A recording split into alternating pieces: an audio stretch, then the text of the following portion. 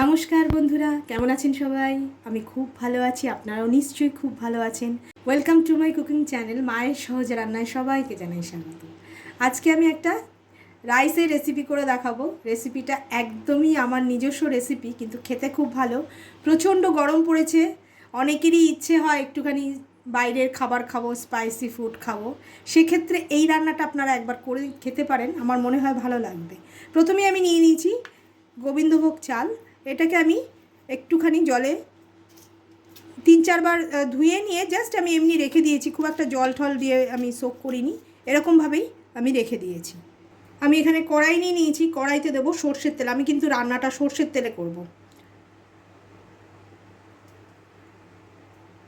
তাও বেশি তেল নয়, 1 টেবিল স্পুনের মতো তেল দিলাম আমি। ঘি ঠিক চাইলে আপনারা দিতেই পারেন, ঘি বা সাদা তেলেও করতে পারেন, কিন্তু এটা সর্ষের তেলেই বেশি খেতে ভালো লাগবে।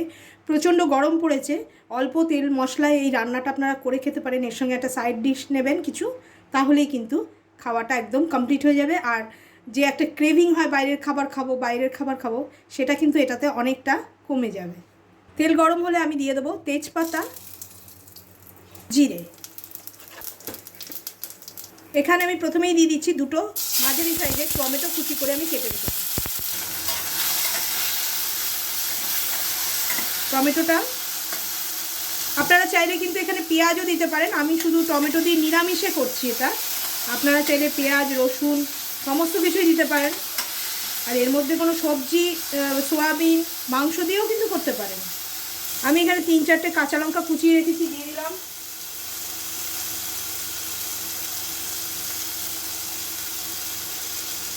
এখানে আমি 1 চামচ আদা বাটা দিচ্ছি। আমি প্রথমেই বলেছি এটা কিন্তু বেশি মশলা টশলা লাগবে না, জাস্ট 1 চামচ আদা বাটা দিয়েছি। আপনারা চাইলে রসুন দিয়েও করতে পারেন।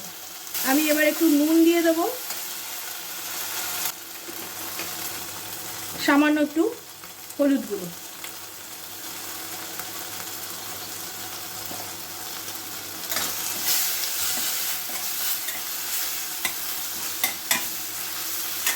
এবারে আমি একটু ঢেকে দেবো, কারণ আদা বাটাটা কাঁচা আছে, টমেটোটা একটু গলে যাবে।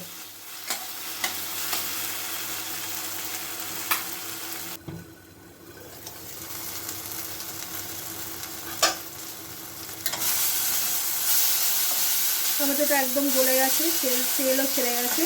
এইবারে আমি দেব বিরিয়ানি মশলা। বিরিয়ানি মশলা আমি দিচ্ছি, এখানে আমি 2 চামচ দিচ্ছি, কারণ আমি 1.5 কৌটো চাল নিয়েছি, একটু তো গন্ধ লাগবে।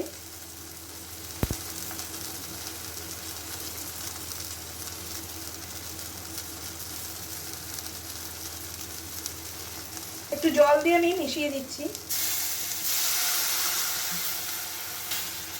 বিরিয়ানি মশলাটাকেও আমি একটুখানি কুক করে নেব।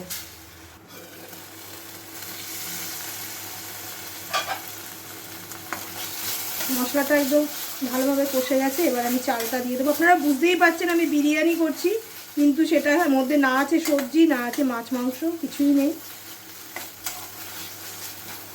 গরমে এরমভাবে বানিয়ে খান, সাইড ডিশ হিসেবে আপনারা মাছ মাংস বা পনির, ডিম সব কিছুই নিতে পারেন। এবার আমি চালটা দিয়ে দেবো। আমি এখানে গোবিন্দভোগ চাল দিয়ে করছি, আপনারা চাইলে যে কোনো রাইস, লং গ্রেন রাইস দিয়েও করতে পারেন, আবার বাড়িতে যে রাইস খান সেটা দিয়েও কিন্তু আপনারা করতে পারেন।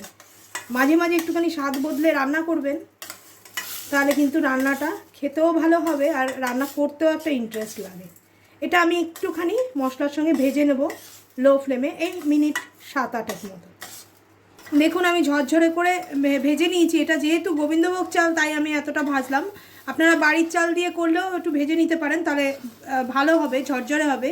আর যদি বাসমতি চাল নেন বা দেরাদুন রাইস নেন, তাহলে কিন্তু এত ভাজবেন না, তাহলে ভেঙে যাওয়ার চান্স আছে। এটা অনেকটা পোলাওয়েরই মতো, কিন্তু যেহেতু বিরিয়ানি মশলা দিয়ে করছি সেই জন্য আমি এটা হোমমেড বিরিয়ানি বলেছি।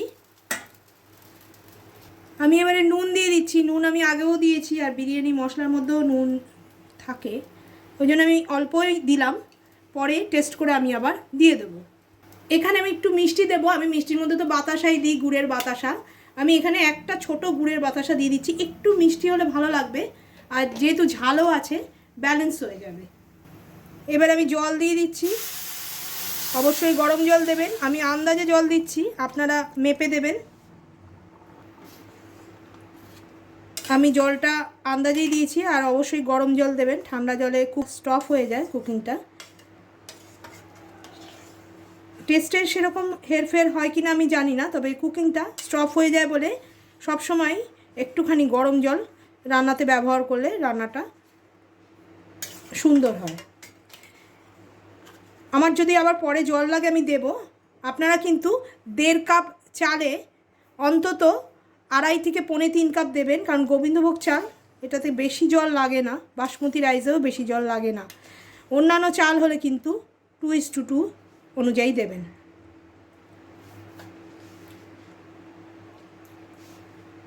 এইবার আমি লো ফ্লেমে ঢেকে একদম রেখে দেবো।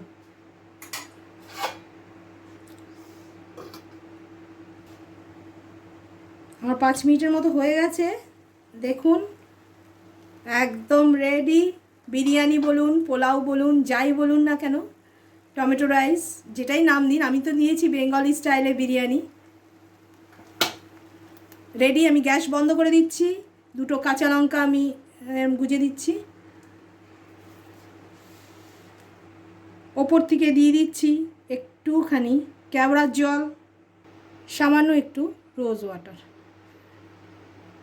তাহলে হয়ে গেল এটা বিরিয়ানি। কারণ যেগুলো দিলাম সবই মোটামুটি বিরিয়ানি প্রিপারেশানে যা যা লাগে তাই দিয়েছি, শুধু পেঁয়াজ রসুনটা দিইনি, আর দিইনি চিকেন বা কোনো ভেজিটেবলস। আপনারা এটা অবশ্যই করে খাবেন। আর এই যে দেখছেন একটুখানি ভাতটা একটু এটা আরও ঠান্ডা হয়ে গেলে কিন্তু একদম ঝরঝরে হয়ে যাবে। আমি এবার চাপা দিয়ে দিচ্ছি। এটার সঙ্গে যে কোনো জিনিস দিয়ে আপনারা খেতে পারেন, সকালে বিকালে রাত্রে যে কোনো সময় কিন্তু এই রাইসটা বানিয়ে খেতে পারেন।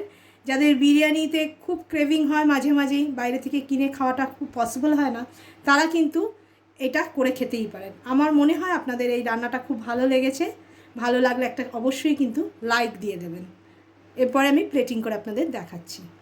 দেখুন সুন্দর লাগছে না দেখতে? তৈরি হয়ে গেল পোলাও কাম বিরিয়ানির একটি সুন্দর রেসিপি।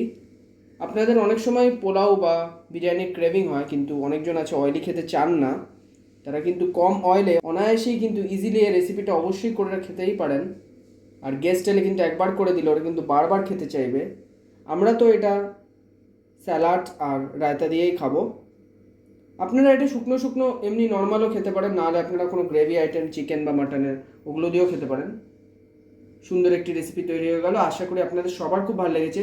ভিডিওটা ভালো লাগলে বেশি বেশি করে লাইক করবেন, বন্ধুবান্ধব আর রিলেটিভসদের সাথে বেশি বেশি করে শেয়ার করবেন। আর আপনাদের কেমন লাগলো আমাদের কমেন্টের মাধ্যমে কিন্তু অবশ্যই জানাবেন। আর আমাদের একটা ফেসবুক পেজ আছে মায়ের সহজ রান্না বলে, ওটাকে যারা এখনও ফলো করেননি তারা ফলো করে দেবেন। আর যারা এখনও সাবস্ক্রাইব করেননি তারা সাবস্ক্রাইব করে অল বাটনটি প্রেস করে দেবেন, এমনি নতুন আর সুন্দর ধরনের রান্নার নোটিফিকেশন পাওয়ার জন্য। ধন্যবাদ।